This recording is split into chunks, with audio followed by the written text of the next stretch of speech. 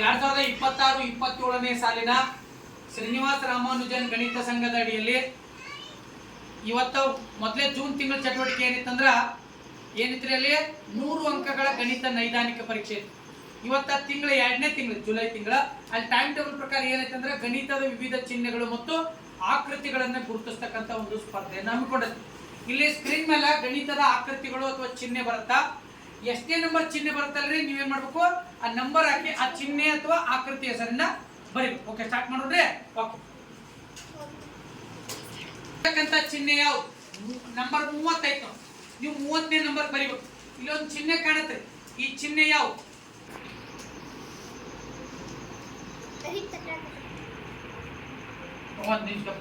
ಇಲ್ಲಿರ್ತಕ್ಕಂಥ ಚಿಹ್ನೆ ಯಾವ್ದು? ಗಣಿತದ ಒಂದು ಚಿಹ್ನೆ, ಅತ್ಯಂತ ಪ್ರಮುಖವಾಗಿರ್ತಕ್ಕಂಥ ಚಿಹ್ನೆ ನಂಬರ್ 29 ಐತ್ ನೋಡ್ರಿ.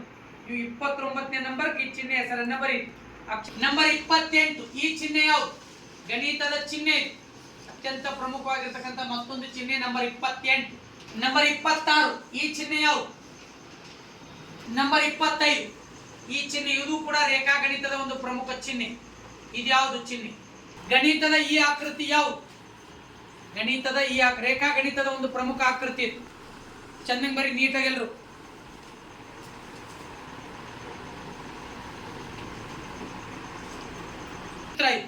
ಓಕೆ, ಮುಂದಿನ ಪ್ರಶ್ನೆ. ಇದು ಒಂದು ರೇಖಾ ಗಣಿತದ ಪ್ರಮುಖ ಆಕೃತಿ. ಈ ಆಕೃತಿ ಯಾವುದು? ನಂಬರ್ 2 ಈ ಆಕೃತಿ ಹೆಸರೇನು? ಇದು ಕೂಡ ರೇಖಾ ಗಣಿತದ ಆಕೃತಿ. ಈ ಆಕೃತಿ ಹೆಸರೇನು? ಇದು ಕೂಡ ಒಂದು ರೇಖಾ ಗಣಿತದ ಆಕೃತಿ. ಈ ಆಕೃತಿ ಹೆಸರೇನು? ನಂಬರ್ 3 ಈ ಆಕೃತಿ ಹೆಸರೇನು?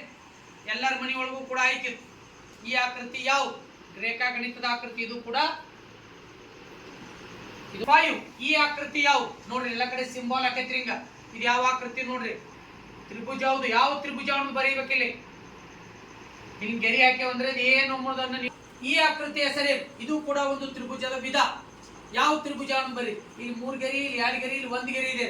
ಆ ಆಧಾರದ ಮೇಲೆ ನೀವೇನ್ ಮಾಡ್ಬೇಕು? ಈ ತ್ರಿಭುಜದ ಹೆಸರನ್ನ ಗುರುತಿಸ್ಬೇಕು. ಇದು 7ನೇ ನಂಬರ್. ಈ ಆಕೃತಿ ಯಾವುದು? ಇದು ರಾಮಾನುಜನ್ ಗಣಿತ ಸಂಘದ ಅಡಿಯಲ್ಲಿ ನಡೀತಕ್ಕಂಥ ಜುಲೈ ತಿಂಗಳ ಚಟುವಟಿಕೆ 2ನೇದು. ಈ ಆಕೃತಿ ಹೆಸರೇನು? ಇಲ್ಲೊಂದು ಗೆರಿ ಇದಾವ ನೋಡ್ರಿ. ಈ ಆಕೃತಿ ಹೆಸರೇನು? ಈ ಆಕೃತಿ ಹೆಸರೇನು? 9 ಇದು ಯಾವ ಚಿಹ್ನೆ? ನಂಬರ್ 9 ಏನಿದೆ ನೋಡ್ರಿ. ಹಿಂಗೊಂದು ಚಿಹ್ನೆ ಇದೆ, ಇಲ್ಲಿ 3 ಇದೆ ರೀ. ಹಂಗಂದ್ರೆ ಈ ಚಿಹ್ನೆ ಹೆಸರೇನು ಅನ್ನೋದು ಬರೀದ್ವಿ. ಚಿಹ್ನೆ ಇದೆ, ಗಣಿತದ ಅತ್ಯಂತ ಅಂಕ ಗಣಿತದ ಚಿಹ್ನೆ ಇದೆ. ನಂಬರ್ 10ನೇದು ಈ ಚಿಹ್ನೆ ಹೆಸರೇನು? ಈ ಚಿಹ್ನೆ ಹೆಸರೇನು? 11 ಅಗದಿ ಸರಳ ಐತಿ. ಈ ಆಕೃತಿ ಯಾವುದು? 2ನೇ ತರಗತಿ ಮಕ್ಕಳು ಬರೀತಕ್ಕಂಥ ಆಕೃತಿ ಹೆಸರು. ನಂಬರ್ 12 ಈ ಆಕೃತಿ ಹೆಸರೇನು? ನಂಬರ್ 12 ಈ ಆಕೃತಿ ಹೆಸರೇನು?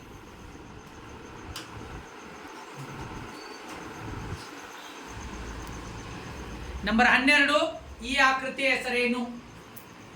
ನಂಬರ್ 12 ಈ ಆಕೃತಿಯ ಹೆಸರೇನು? ಒಂದು ಆಕೃತಿ ಇದೆ ನೋಡ್ರಿ, ನಂಬರ್ 13 ಈ ಆಕೃತಿಯ ಹೆಸರೇನು? ಚೌಕವನ್ನ ಹಿಂಗ್ ತಿರುಗಿಸಿಟ್ರೆ ಏನಾಕತಿ ಅಂದಂಗ. ಚೌಕವನ್ನ ತಿರುಗಿಸಿಟ್ರೆ ಏನಾಕತಿ ಅಂದ. ಈ ಆಕೃತಿಯ ಹೆಸರೇನು? ಈ ಆಕೃತಿಯ ಹೆಸರೇನು? ಇಲ್ಲೊಂದು ಆಕೃತಿ ಇದೆ, ಅತ್ಯಂತ ಸುಂದರವಾಗಿರ್ತಕ್ಕಂಥ ಗಣಿತದ ಆಕೃತಿ ಇದು. ರೇಖಾ ಗಣಿತದಲ್ಲಿ ಬರ್ತಕ್ಕಂಥ ಆಕೃತಿ ಯಾವುದು? ಈ ಆಕೃತಿ ಯಾವುದು? ನೋಡ್ಕೊರಿ, ಏನು ಅನಿಸಿದ್ರೆ ಏನು ಬರುತ್ತ ನೋಡ್ಕೊರಿ ನೀವ. ಈ ಆಕೃತಿ ಹೆಸರೇನು? ಈ ಆಕೃತಿ ಹೆಸರೇನು? ನಂಬರ್ 17. ನಂಬರ್ 17ನೇ ನಂಬರ್ ಬರಿ. ಈ ಆಕೃತಿ ಹೆಸರೇನು? ಫಾಸ್ಟ್. ಆಕೃತಿ ಹೆಸರೇನು? ಇಲ್ಲೊಂದು ಗಣಿತದ ಆಕೃತಿ ಇದೆ ನೋಡಿ, ರೇಖಾ ಗಣಿತದ ಅತ್ಯಂತ ಪ್ರಮುಖ ಆಕೃತಿ. ಇದೊಂದು ನಿಯಮಿತ ಬಹುಭುಜಾಕೃತಿ. ಇದ್ರ ಹೆಸರೇನು? ಚಿಹ್ನೆ ಹೆಸರೇನು? ಈ ಚಿಹ್ನೆ ಹೆಸರೇನು? ಈ ಚಿಹ್ನೆ ಹೆಸರೇನು? ಈ ಚಿಹ್ನೆ ಹೆಸರೇನು? ಬರೀ ಬರೀ ಆರಾಮ್ ಬರೀ. ಈ ಚಿಹ್ನೆ ಹೆಸರೇನು?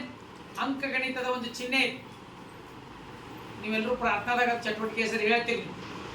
ಇದು ಆವರಣದ ಒಂದು ಪ್ರಕಾರ. ಇದು ಯಾವ ಆವರಣ? ಆವರಣ ಬೋಡಮಸೊಳ ಬರ್ತೈತೆ ಅಲ್ರಿ, ಆವರಣಗಳು. ಯಾವ ಆವರಣ ಬರೆಯೋದು? ಹೆಸರು ಆವರಣ. ಇದು ಯಾವ ಆವರಣ? ಇದು ಕೂಡ ಒಂದು ಆವರಣ.